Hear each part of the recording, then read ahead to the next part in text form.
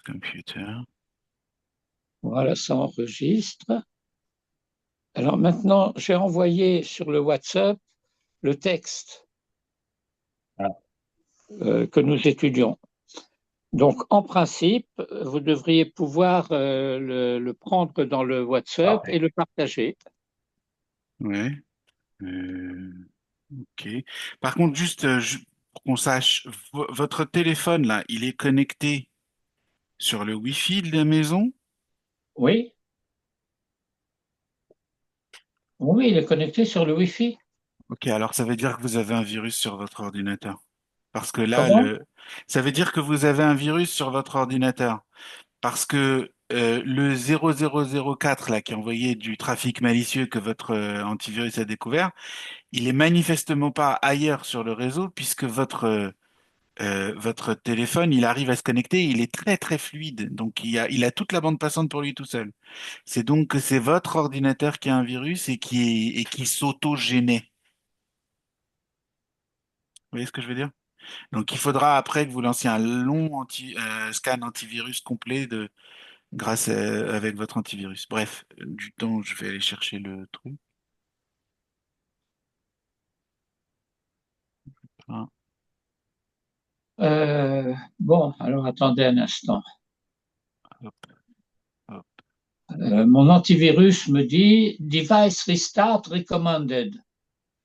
Ouais, mais bon, pas maintenant. Mais ouais, on le fera. Ok. Alors, je m'en vais share ça.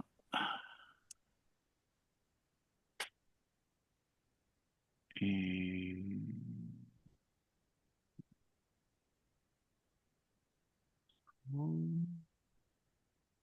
tac.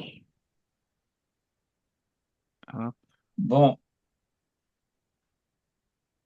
et ben voilà, vous montrez le texte là. Ben oui.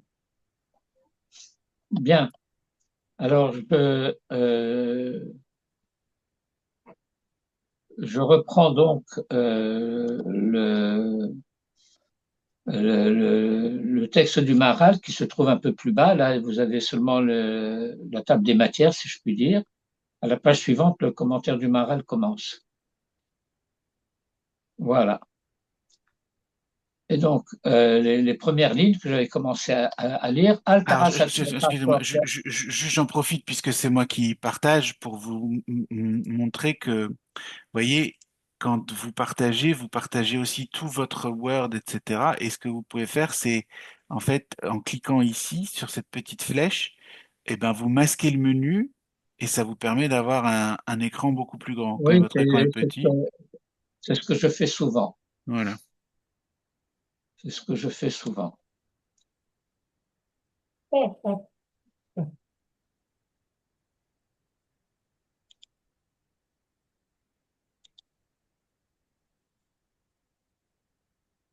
Voilà. Donc, Alta Satzmecha Keochea Dayanim, ne te présente pas, ne fais pas de toi, ne te conduis pas à la manière des Orche Hadayanim, que nous traduisons par avocat par habitude. Pérouche, à savoir, chez Loïché como Otam Bene Adam, à savoir qu'ils ne se conduisent pas à la manière de ces gens, chez Hem Melamdim Baale Dinim, Litron, qu'ils n'enseignent pas aux plaignants à euh, présenter leur plainte, de quelle manière présenter leur dossier devant les juges. Euh, et, euh, et comme non seulement ils enseignent à faire cela, mais parfois ils le font eux-mêmes, et qui organisent devant les juges les plaintes des plaignants. וכאן מזהיר לדיין שלא ילמד את בעל הדין שום דבר, et il vient mettre en garde le juge de ne rien enseigner aux plaignants. Et j'expliquais tout à l'heure que lorsque le plaignant s'embrouille un petit peu dans la présentation de son cas, alors ne serait-ce que par gentillesse, le juge peut être enclin à le corriger. Et la Mishnah dit ici, le juge ne doit en aucun cas intervenir d'une quelconque manière dans la manière dont le plaignant présente son affaire.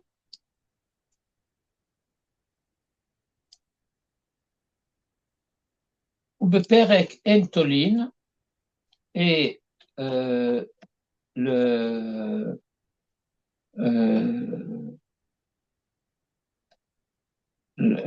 Maharal se réfère donc à un chapitre du Talmud.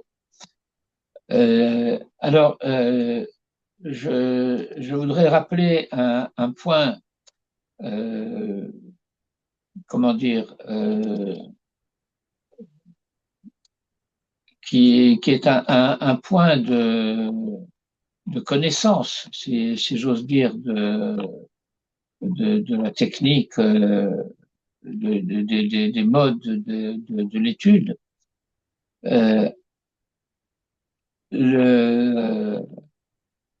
Les références au texte de la Gemara, les références au texte du Talmud étaient classiquement données en référence au chapitre, au nom du chapitre dans le Talmud.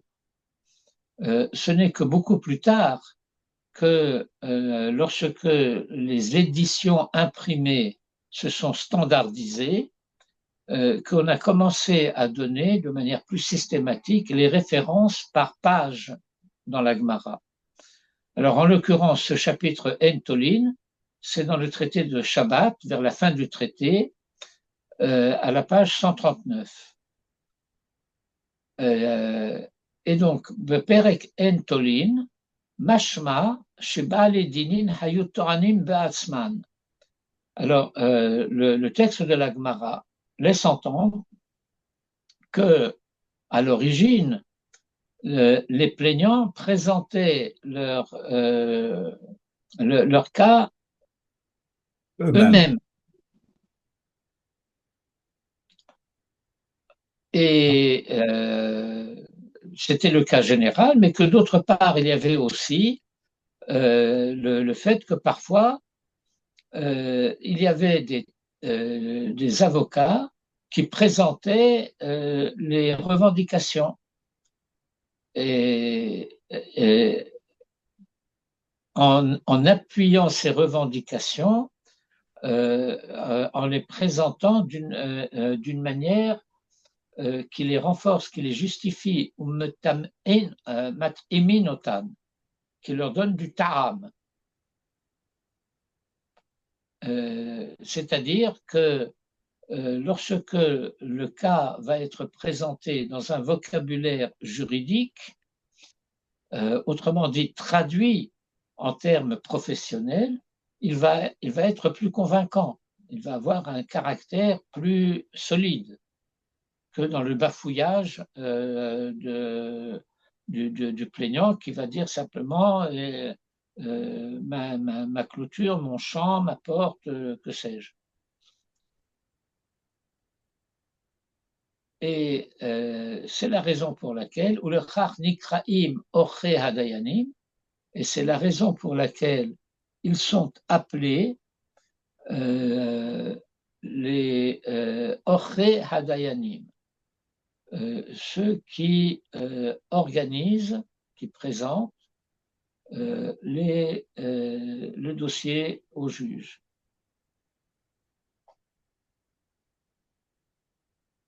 Qui imloken, parce que si tel n'est pas le cas,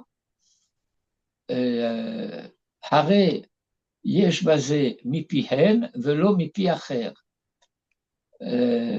Et donc, nous a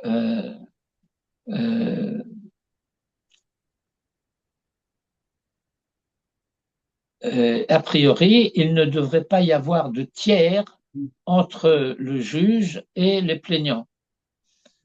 Et si c'est un orerdin, alors c'est le principe de mipihem, de leur bouche, velo mipi adam acher, ne peut pas s'appliquer, Et donc, nous avons quelque chose qui est a priori non conforme à ce à quoi on devrait s'attendre. Et le Maharal va intervenir ici dans l'explicitation de la situation en rappelant Kvar Amarnu, nous avons déjà dit Kichol Musare Chachamim Ha'elu, que tous les principes de morale, de moralité enseignés par ces maîtres-là concernent Bedvarim Shehem Tzorer Ve'ikar Gadol Me'od, concernent des choses, des principes, des situations très nécessaires. C'est pas des enseignements de moralité en quelque sorte secondaires. Il y a dans les enseignements des maîtres concernés des principes fondamentaux, ce qui ne nous est pas immédiatement apparent, parce que autant les précédents, lorsqu'il s'agissait des relations avec autrui, de la manière de gérer la maison, et ainsi de suite, on pouvait comprendre que les notions qui étaient mises en jeu étaient des notions fondamentales. C'est pas tous les jours qu'on se trouve en procès. Et donc, la recommandation faite au juge, bon, c'est un cas particulier. Ben non, le Maharal dit non, il s'agit de quelque chose de fondamental.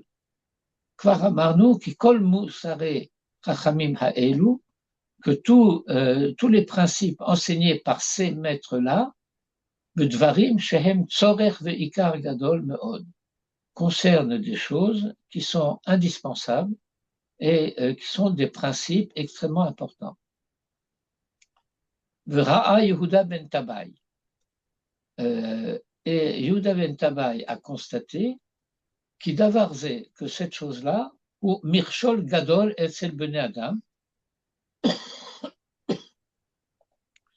constitue un mirchol gadol. Mirchol, c'est quelque chose qui fait tomber. On traduit souvent par obstacle, mais il s'agit de situations qui font trébucher les hommes, qui les font chuter. Et il s'agit d'une chute morale. Ma shehem osim hadayanim, à savoir lorsque ils font les juges. Et nombreux sont ceux qui ont trébuché là-dessus.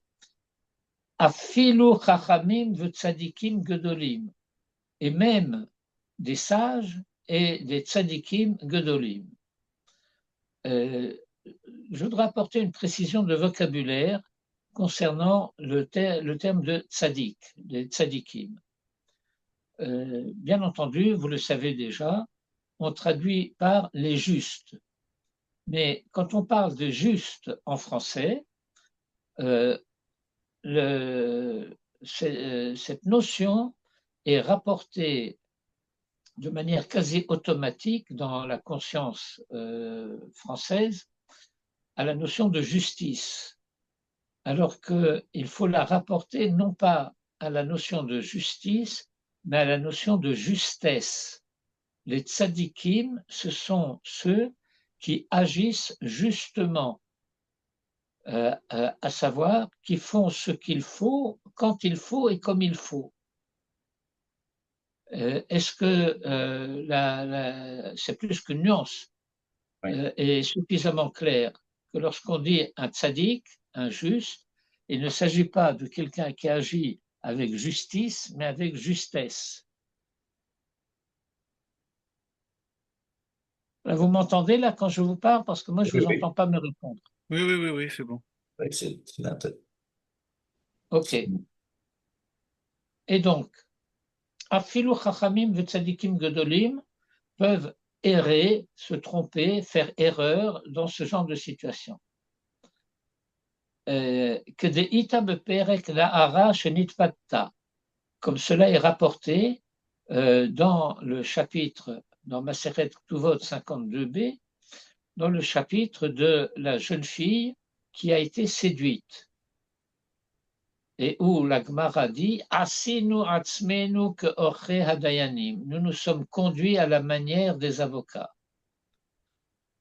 Et dans le même traité, un peu plus loin, le Perek Hakotev, dans le chapitre Hakotev, ce qui est donc Tuvot 86a, Amar Rav Nachman enseignait Asinu atzmenu ke'oche hadayanim, nous nous sommes conduits à la manière des avocats.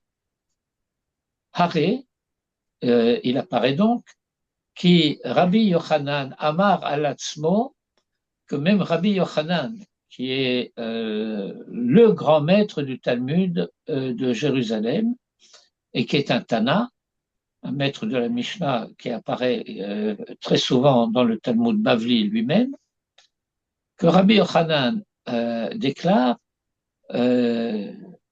à son propre sujet, Asinu atzmenu ke'oche hadayanim, nous nous sommes conduits à la manière des avocats, Vechen Rav Nachman, et de même Rav Nachman, qui est un Amora, ou Mipneze, et c'est la raison pour laquelle Sarich Azhara Yetera, une mise en garde express, est nécessaire.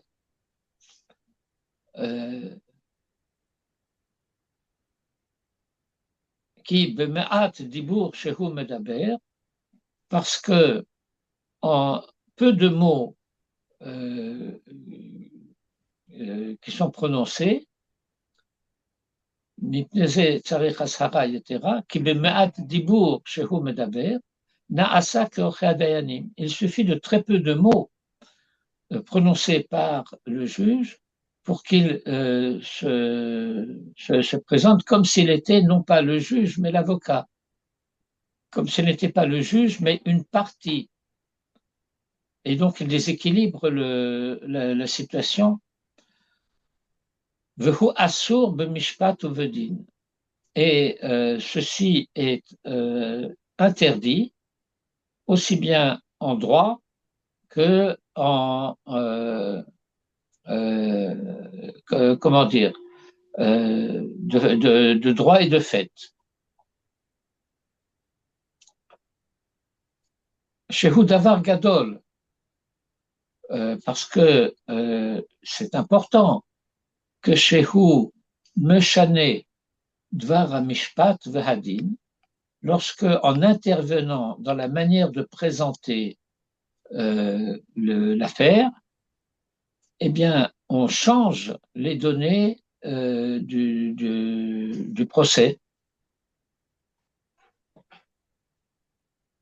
Memad dibour shehu medaber, il suffit de peu de mots prononcés par le juge pour que, ce faisant, eh bien, il crée une situation interdite par la halakha, par le droit, donc le droit hébraïque, concernant la manière de mener le procès, parce que il suffit parfois de quelques mots pour changer la présentation du dossier, et ça change la face du procès au tribunal. Au mipne ki chet ze, et étant donné que cette faute-là, chet ze, me'od tsarich azhara, nécessite rendre très nécessaire une mise en garde, shelo yehe nirshal bo, de ne pas chuter en la matière, Lachen ba alze asharat Yehuda ben Tabai. Et donc, c'est cette mise en garde à laquelle vient procéder Yehuda ben Tabai. Et de même, la suite de la Mishnah, ce fait d'avoir dit que chez Yihu Baale Dinin le Fanecha Yihu Shenehem Benecha Kireshaim, que lorsque les plaignants se présentent devant toi, qu'ils soient tous les deux comme des Reshaim, alors c'est intéressant ici. Pourquoi la Mishnah n'a pas dit Shnehem. La Mishnah a dit que chez Yihu Baale Dinin Omdim le Fanecha, Yihu Be'enecha Kirshaim. Et donc, il n'est pas a priori totalement évident de la formulation de la Mishnah qu'il s'agit des deux plaignants qui sont actuellement devant toi. Ça pourrait être que d'une manière générale, lorsque les plaignants sont là, eh bien, considère-les comme des Rechaïm.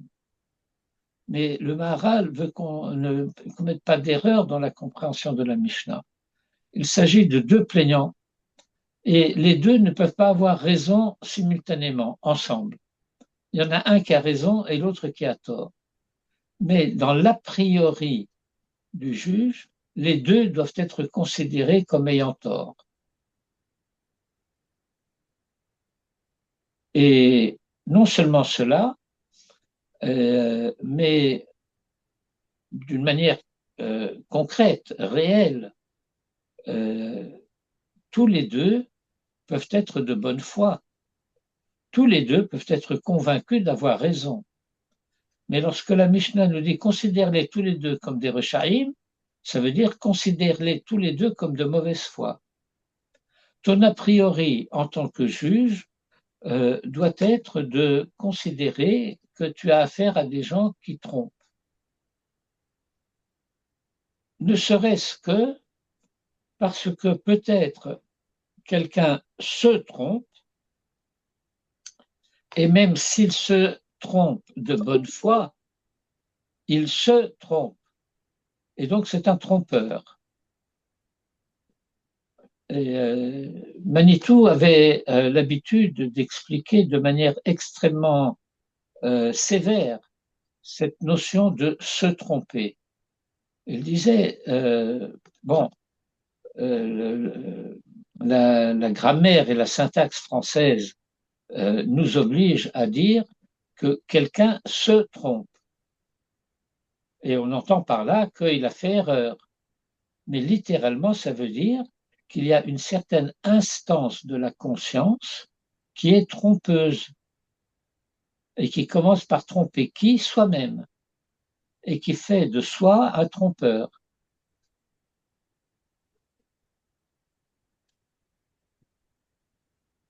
Et donc le juge, pour parvenir à la vérité, ne doit pas considérer a priori, avec faveur, quoi que ce soit que les plaignants disent. Autrement dit, il va falloir que tout soit vérifié. La moindre affirmation devrait être considérée comme susceptible de tromperie et devra donc être vérifiée. Et cette chose-là est aussi Azhara Gedola. C'est aussi une très importante mise en garde. Pourquoi? Parce que de manière très classique, deux plaignants se présentent devant nous et le juge, pour avoir une prévention contre l'un, et être plus enclin à croire l'autre. Diffamim Yarshov Adam, qui plonizet tzadik vehu racha. On pourra considérer que un tel est tzadik, c'est lui qui a raison, mais en réalité c'est un racha. Umetzadet zechut el echad mehem, kasher da'ato maskemet chez Tzadik, Vezé Racha. Et dès lors, le jugement va être biaisé a priori parce qu'il va y avoir une tendance du juge à considérer qu'un tel a raison et qu'un tel a tort. Or, éducation des juges, ça, tu décideras une fois que tu auras donné la décision.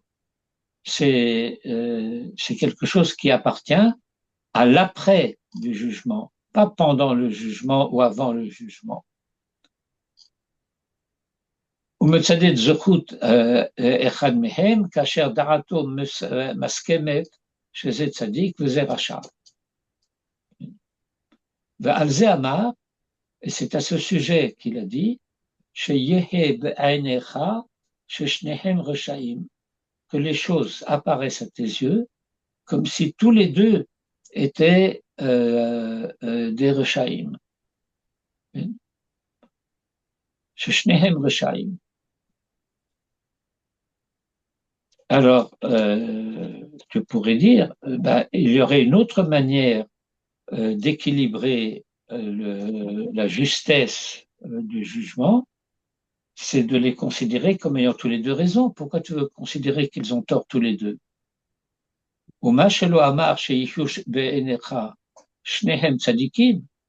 Et le fait qu'il n'a pas dit qu'ils soient à tes yeux tous les deux comme ayant raison,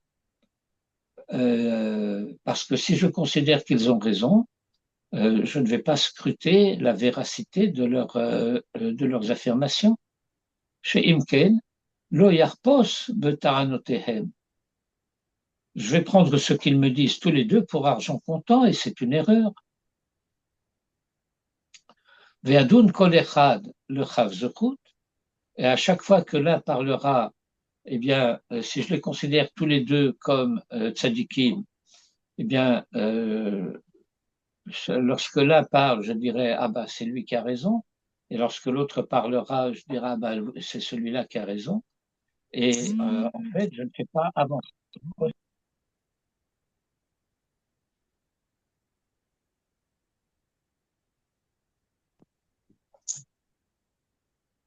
Je ne sais pas pourquoi il y a des gens qui n'arrivent pas à se mettre en tête que ces heures-là, je suis en cours. Ah, Tov. ומה שלא אמר שיחיו בעיניך ששניהם צדיקים, שאם כן, לא יחפוש בטענותיהם וידון כל אחד לכף זכות, ולא ירד לאמיתת הדין, ושלא יחפוש בטענותיהם. Et s'il ne scrute pas les arguments de chacun des plaignants, s'il les prend pour argent comptant et qu'il les accepte tels quels, alors il n'arrivera pas à établir la vérité, la véracité du jugement.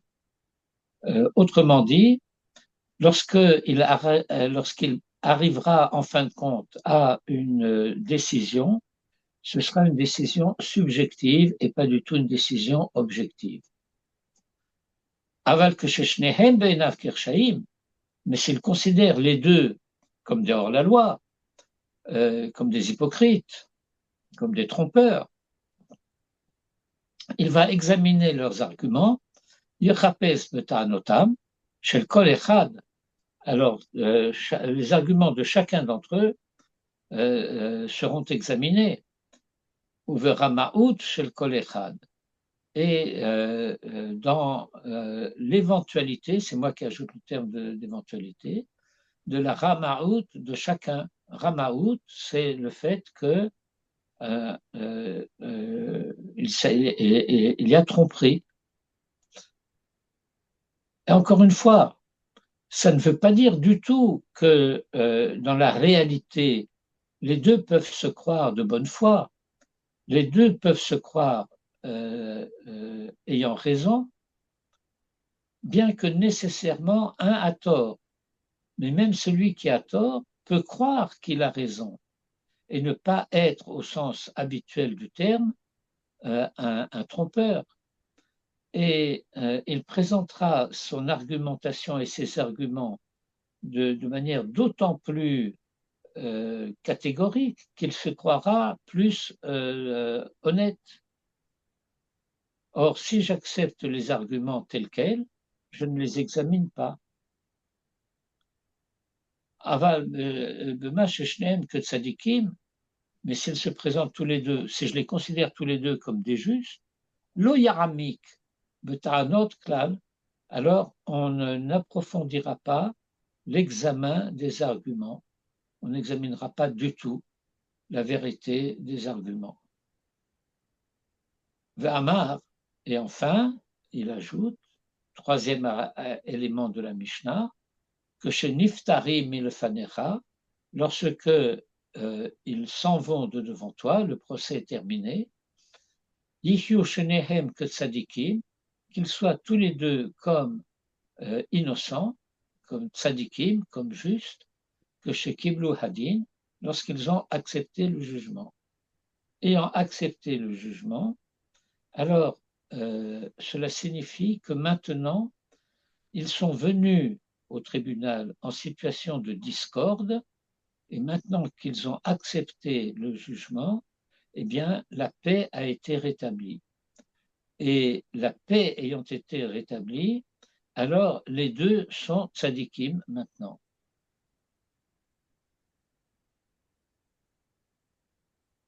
De Vadaï, Kabbalat Hadin, Himidat Tova, puisqu'il va de soi que la reconnaissance, l'acceptation du jugement est une bonne conduite, est une conduite qui est plus que convenable.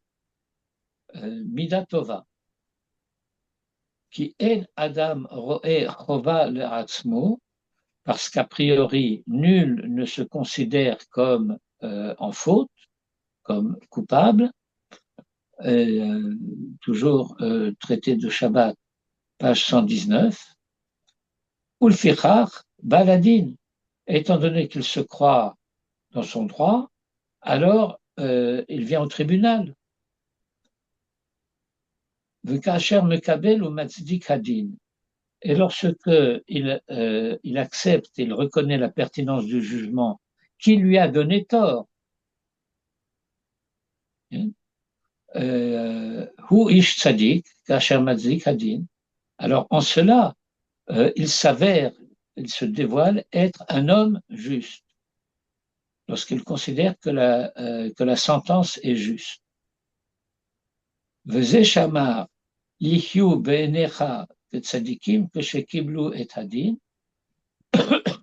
Et c'est cela que signifie le fait que la Mishnah ait dit qu'ils soient à tes yeux comme des justes lorsqu'ils ont accepté le jugement. J'ai juste une question. Euh, Oui, le principe même du din, c'est que qu'il l'accepte ou qu'il l'accepte pas, c'est ce qui va se passer. Donc, c'est pas forcément que parce que le din a été rendu et que Niftari mis les fanaves, que pour autant ils ont accepté le din. Ils peuvent être non, pas non, contents. mais c'est pas du tout ce que la Mishnah dit. La Mishnah dit, tu les considères comme des tzadikim à condition qu'ils aient accepté tous les deux le jugement. Mais si tu as rendu le jugement et il y en a un qui dit je vais faire appel, ça veut Hmm. dire qu'il n'a pas accepté le jugement et que toi tu lui as donné tort, eh bien tu continues lui à le considérer comme un rachat. Tu les considéreras tous les deux comme des tzadikim s'ils ont tous les deux accepté le jugement. Que chez Kiblu alehem et adin. Ok. OK? Il n'y a pas de malentendu à ce sujet. C'est pas que maintenant qu'ils s'en vont, tu les considères comme des justes. Non. S'il y en a un qui continue à bougonner et qui dit c'est parce qu'il préfère les grands, les petits, les gros, je sais pas quoi. Non. Euh, euh, euh, nous sommes dans le cas, enfin dans les cas dont parle le tribunal ici, dont parle la Mishnah ici, dans ce qu'on appelle dîner mamonote. Oui. euh, on parle de problèmes qui mettent en cause le droit de la propriété, les dommages et intérêts. Ce n'est pas un mishpat lili, là. Ce n'est pas un procès criminel. Il Non. ne s'agit pas. Bon, euh, un tel dit voilà, je lui ai prêté de l'argent, il devait me rembourser, il ne m'a pas remboursé. Et l'autre dit mais si, je l'ai remboursé, j'ai d'ailleurs un témoin que je l'ai remboursé. Mais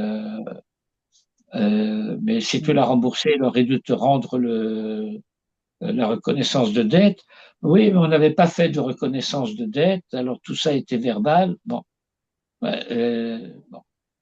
Si finalement les deux reconnaissent que le verdict du tribunal est juste et tous les deux l'ont accepté, alors tu les considères tous les deux comme maintenant restaurés dans leur innocence première. Mais seulement à cette condition-là. Mais le comportement Euh, du juge à l'audience, c'est très, très, très important. Ce que le texte que nous venons d'étudier, c'est très, très important. Et on le voit dans toutes les audiences. oui, oui. Et en fait, euh, le, comment dire, euh, sous-jacent à cet enseignement, je l'ai déjà indiqué très rapidement, mais sous-jacent à cet enseignement, il y a le fait que euh, du point de vue de la conception hébraïque de la fonction des juges, le rôle du juge n'est pas de juger, mais de rétablir la paix sociale. Euh, vous vous souvenez le début de la Megillat Ruth? Oui. Oui. Alors, il y a un principe de morale sociale hébraïque, c'est-à-dire que lorsqu'il y a injustice sociale, alors l'injustice sociale provoque un dérèglement de l'économie. Et la Megillat Ruth commence par Vayehi bime shefot ashoftim, Vayehi ra'al ba'aretz. Et donc, il arriva au temps où les juges jugeaient, Vayehi bime shefot ashoftim, au jour où les juges jugeaient, il y a eu Ra'av ba'aretz, la famine dans le pays. Et alors on pose la question, mais pourquoi tu me dis au temps où les juges jugeaient? C'est pas le rôle des juges de juger? Dis non, le rôle des juges, c'est de faire la paix entre les hommes.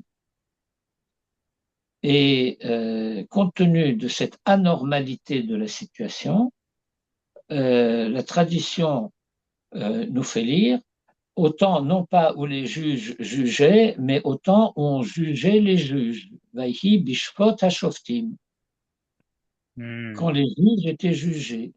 Et pourquoi les juges étaient-ils jugés? Ben parce que les juges jugeaient, alors on les jugeait aussi. Il faut bien comprendre que l'attitude du juge et le rôle des tribunaux est perçu de manière très différente lorsqu'on considère que ce qui est en jeu, c'est de rétablir la paix entre les hommes, que de considérer que le rôle des tribunaux, c'est de condamner.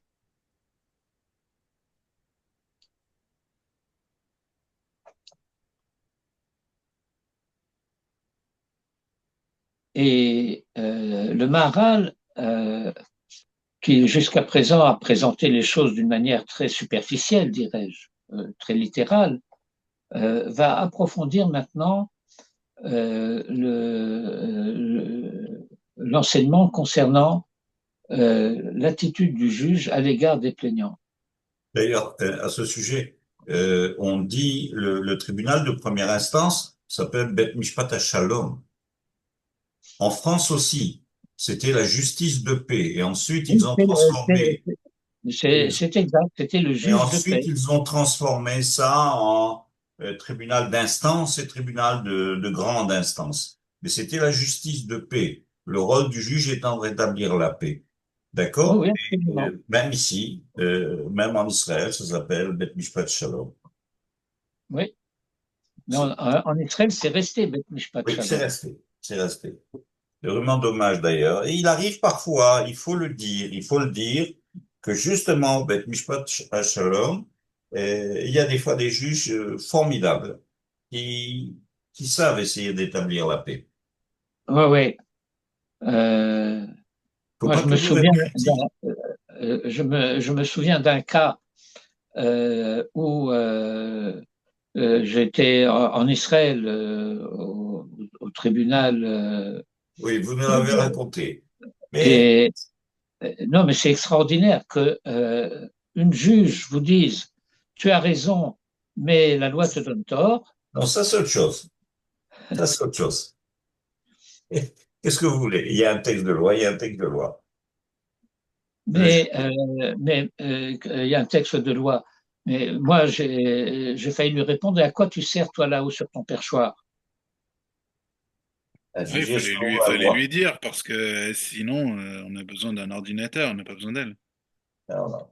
Ben oui, mais alors, je suis condamné en plus à insulte au tribunal. Non, ben, il fallait le dire gentiment. Vous avez le Ouais, pouvoir. comment vous dites gentiment à quelqu'un à quoi tu sers? Non.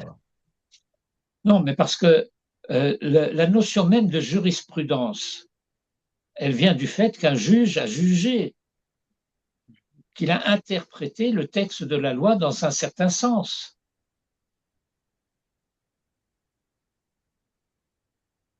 Vous comprenez, il s'agissait de déterminer le taux d'invalidité de mon épouse. Et alors, il y a, comment dirais-je, des barèmes présentés sous forme d'un tableau, et elle ne rentrait pas dans le cas de la ligne X, parce que son cas était plus grave que la ligne X, et elle ne rentrait pas non plus dans le cas de la ligne X plus 1, parce que son cas était moins grave que X plus 1. C'est-à-dire, Rav, en définitive, vous êtes pour le bagage actuel qui dit nous ne sommes pas limités à la loi, nous pouvons juger selon notre entendement et selon Mais non, le mais sadique. Et oui, on peut considérer que si le barème considère X et X plus 1 et qu'il existe un cas qui est entre les deux, alors il faut corriger la loi et corriger le tableau. Il y a un cas qui n'a pas été prévu, mais qui existe. Le patient est là devant nous. Non, là, il n'existe pas. Puisqu'elle est plus que ça et moins que ça, c'est pas prévu, elle n'existe pas. Ça veut dire quoi ça? parfait. Et donc le juge me dit, effectivement, tu as raison, mais la loi est contre toi. Ben oui. Et voilà. Il est important d'avoir raison. Alors, on va approfondir ce deuxième cas brièvement.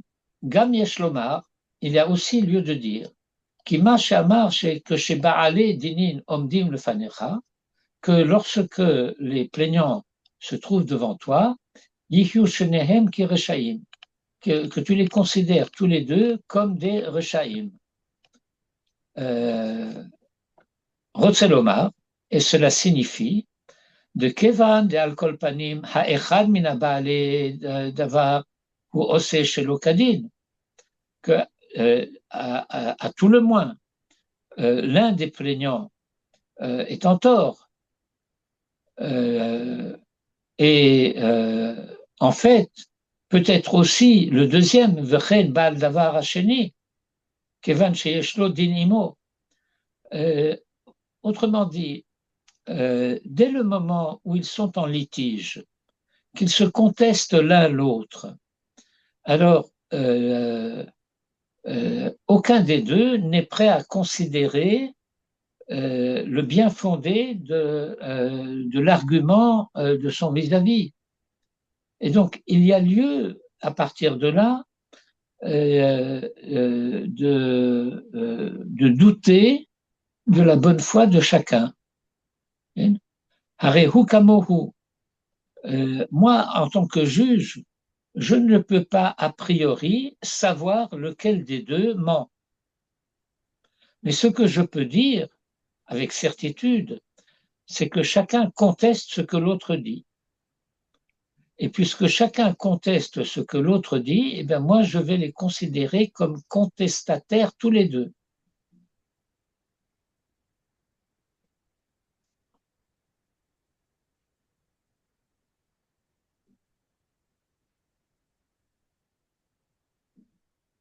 Et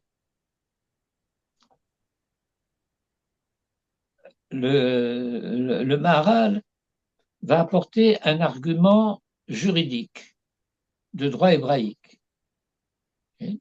Donc voilà, nous avons un enseignement qui est rapporté dans le Talmud, dans le traité Shvuot 39a. Le Inyan Shvuah, eh bien,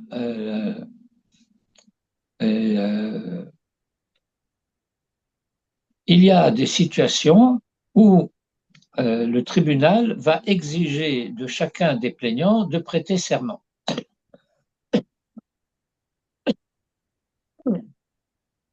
A priori, on n'aime pas faire prêter serment.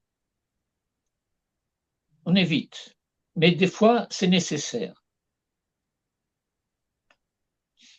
Et voilà que la Gemara dit, à propos de personnes qui sont là et qui vont avoir à prêter serment, Suru me'al anashim hareshaim haele. Écartez-vous de ces mécréants, de ces personnages reshaim. Et pourquoi tu dis anashim reshaim? On applique la loi de la Torah. Shvuat Hashem tichye ben shnehem. La halacha prévoit, la Torah prévoit que les deux devront prêter serment, un serment qui met en jeu le nom divin.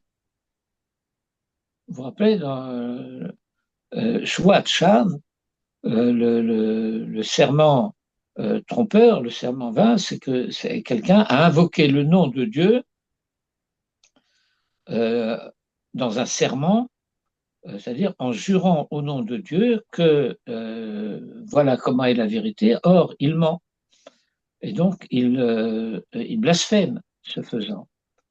Et nous ne savons pas lequel des deux éventuellement a juré de manière blasphématoire. Parce que l'obligation du serment s'applique aux deux. Melamed she'ashvua chala al shnehem.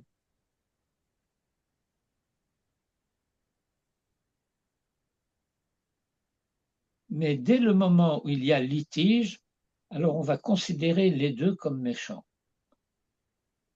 À partir du moment où il a un litige avec l'autre, shnehem nikraim reshaim, les deux sont appelés reshaim.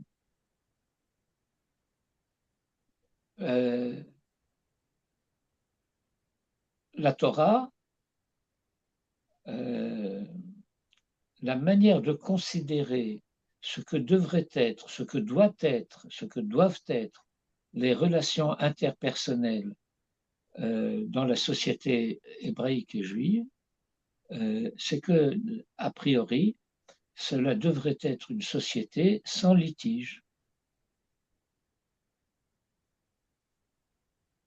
Et je me rappelle, je terminais là-dessus, d'un enseignement du Rav Rothenberg Zatzal.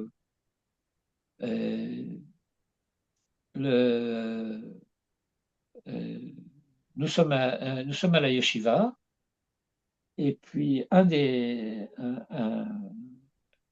talmidim c'est Yeshiva Gvoha, c'est pas la Yeshiva Tichonite, c'est pas des enfants, c'est de jeunes adultes.